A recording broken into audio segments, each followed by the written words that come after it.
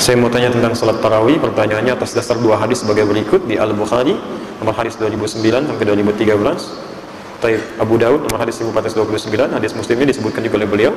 Dari hadis tersebut di atas, salat tarawih adalah salat sunnah. Ini maksudnya bertanya tentang salat tarawih. Salat sunnah dan tidak dikerjakan berjamaah pada zaman Nabi hingga zaman Khalifah Umar bin Khattab. Kemudian diterangkan di hadis bahwa salatlah kalian di rumah masing-masing, sebab salat yang paling utama adalah salat seorang di rumah kecuali salat wajib. Pertanyaan saya, kenapa pada zaman sekarang salat tarawih dilaksanakan di masjid-masjid dan berjamaah? Ya, ini tidak ada tuntunan dari Nabi dan tidak mengikuti sunnah Nabi SAW. Baik, sebelum sampai ke kesimpulan, kita mesti keluarkan hadisnya dulu.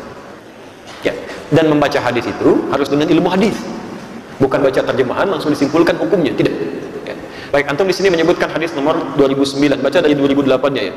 Kalau Anda menggunakan yang Sahih Al-Bukhari tanpa syarah, itu ada yang warna biru kemerahan, posisi dari sebelah kanan paling atas sampai kiri paling bawah di nomor hadis 2013. Harganya murah, cuma 205.000. Itu pedoman kehidupan Anda, itu dari Nabi. Anda makan dan beli, Masya Allah, kendaraan-kendaraan dunia yang nggak dibawa ke akhirat, jutaan, kan? Beli kitab hadis. Ya kalau belum bisa baca Arabnya, beli aja dulu. Nanti anak Anda yang bacakan di kemudian hari. Kalau bapaknya nggak bisa bahasa Arab, anaknya harus bisa. Bapaknya nggak hafal Al-Quran, anaknya hafal. Cucunya penafsirnya. Nah, ini bapaknya nggak hafal, anaknya nggak hafal juga. Mau siapa yang dibanggakan di akhirat nanti? Nah, sekarang saya tambahkan referensi hadisnya supaya ketemu yang lainnya. Di dalam ilmu hadis itu, kalau mau baca hadis, dikumpulkan dulu semua hadisnya, riwayatnya. Jangan dipisah-pisah. Dikeluarkan babnya, bab tentang tarawih, bab tentang qiyamul lail, baru ketemu semuanya. Baik, saya tambahkan misal nomor hadis 1330. Ada lagi nomor hadis 3569. Di Abu Dawud nomor hadis 1367, belum dimasukkan ke sini. Baik, mari kita lihat. Nabi SAW menyampaikan kalimat tentang salat malam, pertama dengan kaidah umum dulu. Jadi hadis Muslim nomor hadis 749, di sini tadi belum disebutkan juga, disampaikan oleh Ibnu Umar radhiyallahu taala anhuma. Kata beliau, qala Rasulullah SAW, salatul laili mathna mathna. Salat malam itu ditunaikan minimal 2 rakaat, 2 rakaat. Jadi kalau ingin paling minimal, tunaikan 2 rakaat. Tunaikan 2 rakaat. Fa idza khashiya ahadakumul fajra falyutir rak'atan wahidah. Tapi kalau Anda sudah menunaikan salatnya, kemudian sedang salat khawatir fajar akan datang, segera tutup dengan 1 rakaat, witir. Jadi paling minimal bisa 2 rakaat, 2 rakaat. Kalau sudah mendekat fajar, tutup dengan 1 rakaat. Nah, pada prakteknya yang minimal 2 rakaat, 2 rakaat ini pernah juga dikerjakan oleh Nabi 4 sekaligus. Ditemukan dalam hadis riwayat Sayyidah Aisyah radhiyallahu taala anha, yang disebutkan tadi nomor hadis 2009, tapi yang jelas, lebih jelas lagi nomor hadis 3569.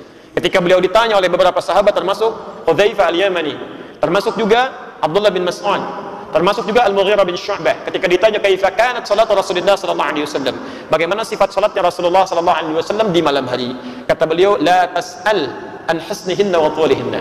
Jangan ditanyakan bagaimana bagusnya dan panjangnya bacaannya. Yusalli arba'an, salat 4 rakaat. Thumma yusalli arba'an, kemudian salat 4 rakaat. Thumma yusalli thalathan, kemudian salat 3 rakaat. Jadi kadang ditunaikan 2 tutup 1 atau 3, kadang ditunaikan 4. Jelas? Bisa paling minimal 2, bisa paling 4, kemudian 3. Nah, karena ada kalimat di sini, saya akan langsung ke jawabannya saja. Ada kalimat, jangan tanya bagaimana bagus dan panjangnya. Penasaran Al-Mughirah bin Syu'bah ini, termasuk Abdullah bin Mas'ud, termasuk Hudzaifah Al-Yamani. Dalam satu kesempatan ketika Rasulullah ke masjid, itu kalau tarawih kan beliau 3 hari pertama ke masjid tuh. Dalam 3 hari itu diikuti oleh mereka semua, bermakmum di belakang Nabi sallallahu alaihi wasallam. Ketika bermakmum itu, Masya Allah, rakaat pertamanya Pak, pantas, kata Al-Mughirah bin Syu'bah, sampai bengkak-bengkak kakinya. Ternyata begitu diikuti di belakang, Al-Baqarah 100 ayat. Belum ruku. Dikira akan ruku oleh Abdullah bin Mas'ud, ternyata nyambung ke Ali Imran. Ali Imran itu 200 ayat, Al-Baqarah 286 ayat. Masya Allah. Tiba-tiba belum ruku juga, disambungkan ke An-Nisa. An-Nisa itu 176 ayat. Baru setelah bacaan Nisa, beliau kemudian rukuk 5 juz 4 halaman. Nabi, Rasul dijamin masuk surga, bebas dari kesalahan, tingkat surga paling tinggi. Tahajudnya rakaat pertama, pantas sampai bengkak-bengkak, rakaat pertama 5 juz 4 halaman. Besoknya Abdullah bin Mas'ud, Hudzaifah Al-Yamani, Al-Mughirah bin Syu'bah tidak ikutan lagi. Bukan karena capek, mereka sudah terbiasa. Kata Al-Mughirah bin Syu'bah, saya sulit khusyuk karena suka nebak, ini Nabi kapan rukunya nih? Begitu jeda sedikit, kayaknya mau ruku, ternyata tidak. Ternyata tidak. Jadi beliau ingin ngepasin, ingin betul mirip seperti salat Rasulullah SAW, tapi tidak mudah. Makanya kata Sayyidah Aisyah, nggak usah ditanya panjang dengan bagusnya, karena itu membuat kadang-kadang sulit untuk diikuti, itu saking tingginya. Saya pernah mimpin salat gerhana di Bekasi. Masya Allah, itu pecinta sunnah Nabi itu satu tempat. Itu saya datang ke sana, kita ada sholat gerhana, jarang-jarang pahalanya ini ya, dan jarang-jarang ada sholat seperti ini. Mari kita tunaikan. Ingin seperti sudah Nabi persis kita, insya Allah, atau kita belajar mirip-mirip dulu? Ustaz, pastikan seperti sudah Nabi SAW. Kapan lagi dapat pahala semacam ini? Jarang-jarang sholat semacam ini. Baik, saya bilang kita akan coba semaksimal mungkin, tapi saya mohon izin menjelaskan dulu. Kalau ingin persis seperti Nabi, nanti kan 2 ruku 2 sujud. 2 ruku itu setelah baca surat, ruku bangun lagi, surat lagi. Nanti baru kemudian sujud, bangun lagi, jadi ada 4 surat yang dibacakan. Kalau ingin persis sama seperti Nabi, mohon maafkan, nanti saya akan baca Al-Baqarah sampai selesai surat pertama, kedua Ali Imran sampai selesai, ketiga An-Nisa sampai selesai, baru yang keempat sampai Hisma Rabbikal A'la. Itu tanpa saya bertanya kembali, sebagian besar hampir semuanya mengangkat tangan. Ustaz, mirip-mirip Nabi aja. Nggak mudah gitu, nggak mudah ya. Nah, tapi poinnya kemudian di hadis ini ditemukan beberapa sahabat bermakmum pada Rasulullah SAW. Yang jadi masalah, setiap malam itu, malam kedua makin banyak, malam ketiga makin banyak. Karena itu diputuskan oleh Rasulullah SAW, selanjutnya nggak ke masjid lagi, beliau di rumah. Ini masalah salat malam. Sampai besoknya dalam fajar beliau menyampaikan, saya tahu kalian menunggu saya. Saya tidak menunaikannya ke masjid supaya salat ini tidak dijadikan wajib oleh Allah untuk ditunaikan berjamaah. Jadi bukan karena Nabi ingin melarang berjamaahnya, tapi karena khawatir membebani umatnya yang tadinya sunnah bisa dikerjakan jadi wajib berjamaah. Itu ini masalah. Jadi wajib sifatnya. Kan Allah itu senang melihat hamba semakin meningkatkan ibadah. Nabinya masih hidup, hukum masih berlaku. Dalil kedua, Abdullah bin Abbas, seorang anak kecil yang sangat cinta dengan Rasulullah SAW. Sampai-sampai ketika Nabi SAW menginap di rumah bibinya Maimunah, lalu kemudian diikuti, nunggu malam-malam, kemudian menunggu di depan kamar Nabi, ingin tahu bagaimana cara Nabi bangun di malam hari.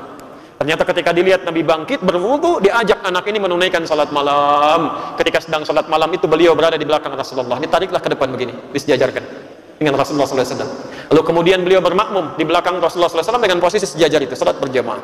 Ini menunjukkan bahwa salat pun bisa ditunaikan berjamaah, baik itu di masjid ataupun di luar masjid. Sekarang persoalannya, pelan-pelan, kenapa kemudian Umar bin Khattab radhiyallahu taala anhu berijtihad untuk menjadikan salatnya kemudian ke masjid, mengambil dari ketentuan Nabi SAW? Ini bukan pendapat Umar, karena Nabi pun sebelumnya pernah mencontohkan di masjid. Cuma karena khawatir tadi menjadi wajib, dialihkan kemudian ke rumah oleh beliau di sisa waktu salatnya. Maka ditangkap kalimat ini oleh Umar bin Khattab. Di sini diantara kejeniusan Umar bin Khattab. Kata beliau, ini sesungguhnya yang paling utama itu ditunaikan berjamaah. Di masjid pahalanya lebih banyak. Cuma ilat itu penyebab hukum. Ilat hukumnya kenapa Nabi ke rumah bukan karena ingin meninggalkan berjamaahnya, karena takut menjadi wajib, tapi keutamaan berjamaahnya tetap ada dan disepakati oleh para sahabat pada saat itu. Maka ketika Umar ke masjid, kelihatan ada orang-orang berjamaah tapi misah-misah, ada yang sisi kanan, ada sisi kiri, ada yang ke belakang. Maka disatukanlah kemudian oleh Umar bin Khattab, mengambil kesimpulan dari sunnah Nabi tadi, lalu dipraktekkan pada saat itu, dan sahabat tidak ada satupun yang mengingkari.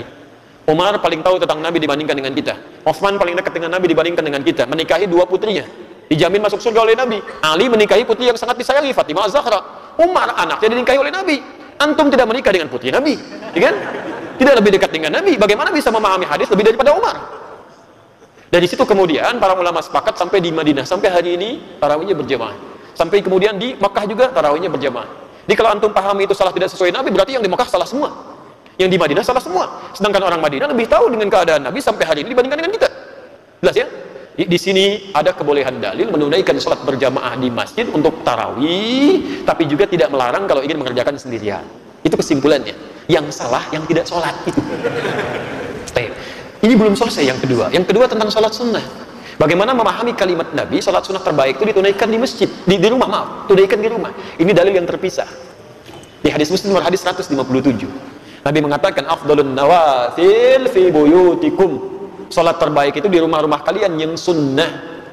Malam takunil faraid, sepanjang bukan yang fardu. Jadi yang fardu paling bagus tunaikan di masjid, yang sunnah-sunnah di rumah. Itu sunnah secara umum, tapi hadisnya belum selesai. Ujung keterangannya wa baiti huna, sedangkan rumahku di sini.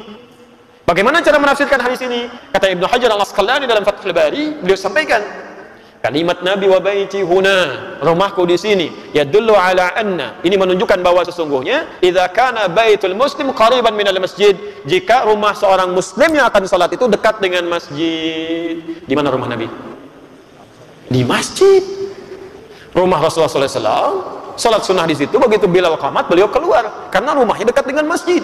Jadi hadis ini dipahami kalau rumah Anda dekat dengan masjid, silahkan tunaikan salat sunnahnya di rumah supaya tempat sujudnya semakin lebih banyak lagi. Tapi kalau rumah antum di Banjarbaru, Ada kajian di sini subuh, sholat sunnahnya di sana, nyampe sini kapan? Itu yang agak susah gitu kan. Apalagi saya mau ke sini kajian sholat sunnahnya di sana dulu, nyampe ke sini ya kesiangan.